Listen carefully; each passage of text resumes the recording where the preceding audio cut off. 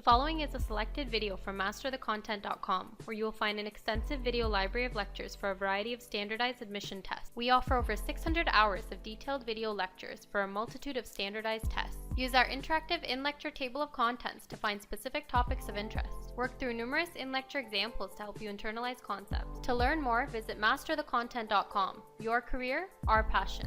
So what I want us to do now is actually briefly go over what the major functions of the respiratory system are.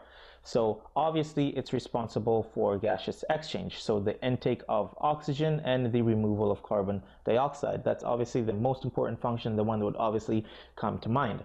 But the respiratory system also plays a role in regulating your pH, or regulating the pH of your blood, because as you know, or as you should know, your body maintains a relatively stable pH of your blood and body fluids in general.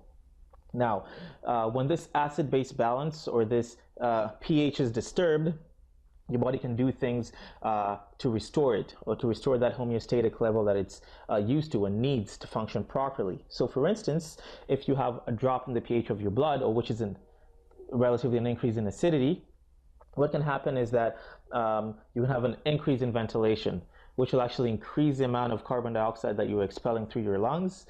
And as you should know, carbon dioxide plays a key role in affecting blood acidity, so that reduction in carbon dioxide concentrations should cause your pH to rise back to a normal level. So we're now going to delve into the specifics of pH regulation by the lungs at this point in time. That's something we're going to look at a little later on in this lecture.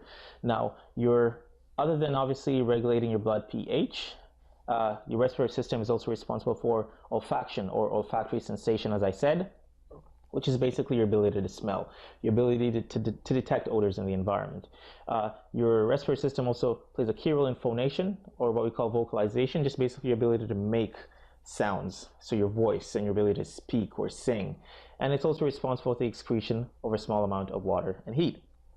Now, what we're going to do next is just go into a few of these structures. We're going to study their structure and their anatomy, and we're going to begin with the external structures. Obviously, as you can see, the nose. Now, the nose is a very important part of the respiratory system. It functions to warm, cleanse, and humidify incoming air. It also is responsible for olfaction, so it contains those special receptors that help us detect odors in the environment. It also serves as a resonating chamber in that it contributes to your ability to form sounds. Now, the nose extends from the nostrils, what we call the nares, or the external nares, and it goes all the way internally into the inside of your head, where we have what we call nasal apertures, or conae, internally. So it's a very